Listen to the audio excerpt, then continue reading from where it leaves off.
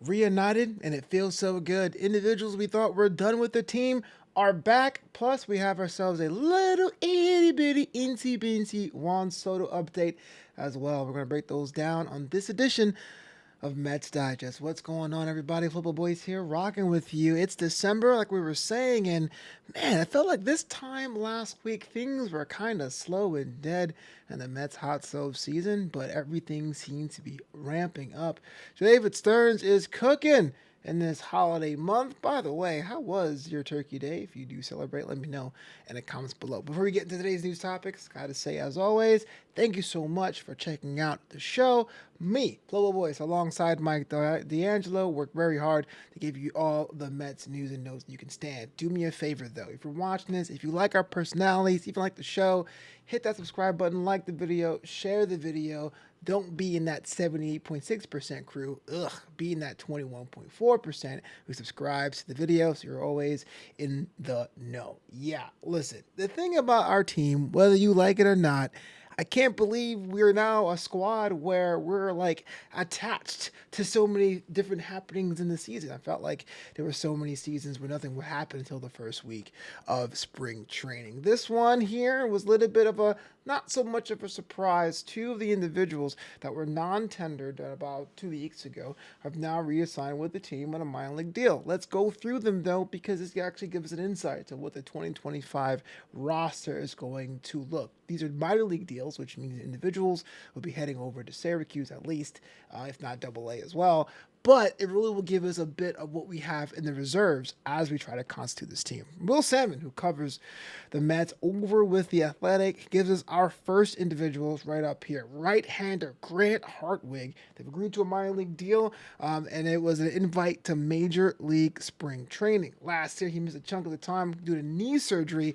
As a rookie in 23, he made 28 appearances. And even though that tweet doesn't really say much, Hartwig has a couple of options. So he can basically go before and back and forth through the main roster if need be. Now, Grant Hartwig was somebody we didn't see too much about, if at all, but now is an opportunity to really have a second chance with the organization. Was non-tendered, now back in the minor league fold. Steve Adams over there at MLB Trade Rumors goes into a bit more detail. It says Hartwig's performance in the minors is a bit more encouraging. He pitched a 4.34 ERA in AAA while fanning nearly one quarter of his opponents and keeping the ball on the ground at above average clip.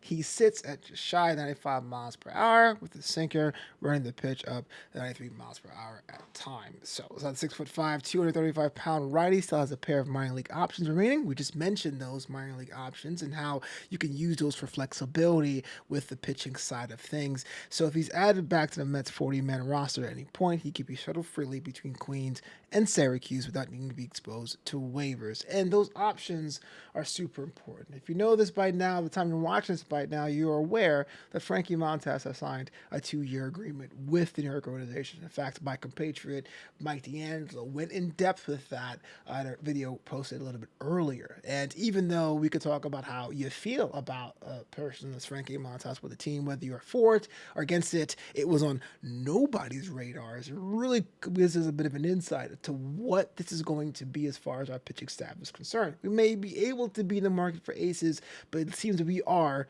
as we had said before in Mets Digest, gung-ho with the short-term deals with the high upside. And so when you do that, if something were to falter, you may need to have some arms willing to go to slot in, whether in case of injury or maybe if someone is going through a bit of a dip. Remember, Quintana was having that rough stretch during the season. Guys like Hauser had rough stretches during the season where they were basically able to reshift the rotation to give those a bunch of respite. So it's interesting with the whatever the pitching lab rehab strategy. You have some arms that were pretty much good hands to really slot in if someone were to have a poor run of form, and that minimizes the risk if you're going with so many people in their late 20s and early 30s with a 1 or 2 year prove it deals. And that's as interesting as it is. Well, I feel like everyone's had their mind made up with the Frankie Montas situation, but I really want to ask you, if you're watching this right now, about the strategy. I know traditionally, if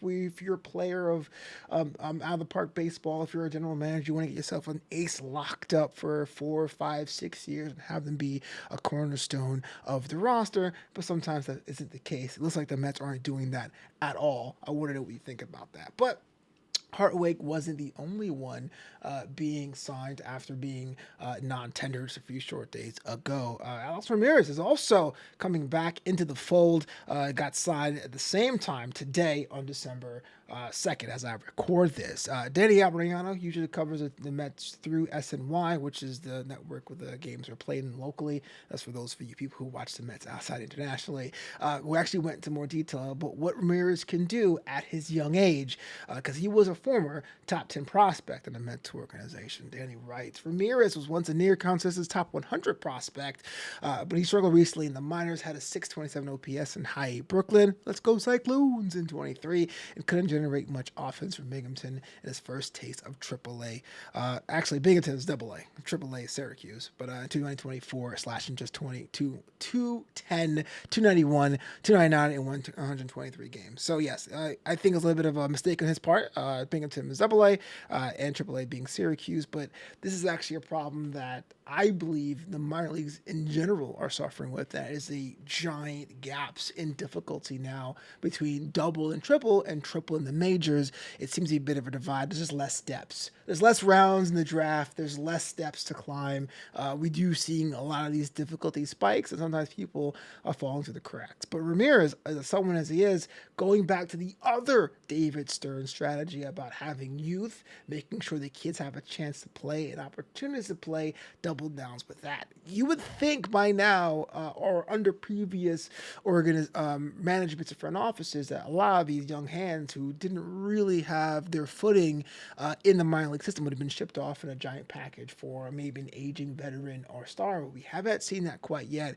David Stearns may say he's playing either 3D chess if you're bullish on him, or maybe doing a small market play if you're not as enamored with the strategy as it is so far. But it's just, to me, kind of telling that these small transactions are picking up both guys who are non-tender back into the fold, what that means for the team moving forward. Before we get to our Juan Soto news, if you even call it that, I just want to say, if you guys are fans of the Fan, which is the radio station out there in the New York area that covered the Mets and more, I was actually on the last weekend's episode of Ed, the Zoo, man, the Big Zoo. I loved big handshake with him, Arizona, and being able to chat with him about the Survivor Series pay-per-view, or PLE if you want to. Wrestling fans, check it out over at the Fan. Okay, and before we wrap this up today, we have a bit of Juan Soto news. You guys know, if you're at this point now, you're kind of frustrated because it just seems like every day is something going on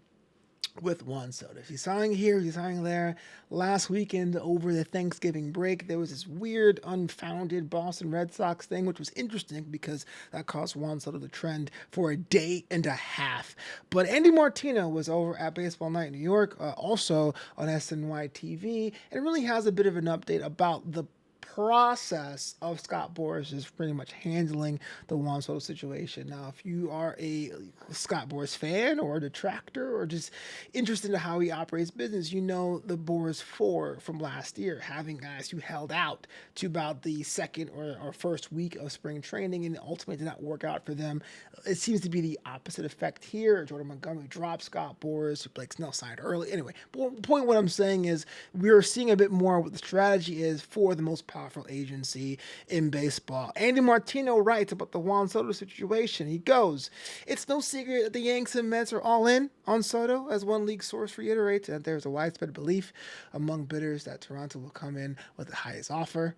See, the highest offer does not necessarily mean the best offer. Again, we talked about this too. Toronto has to offer the highest number because of the tax rates in Canada with American players or players with American interests. But there is also why it's skepticism that Soto would go to the Blue Jays naturally, because I mean, if the Queens is pretty much really ready for you to go, why would you go to Toronto? Let's be real.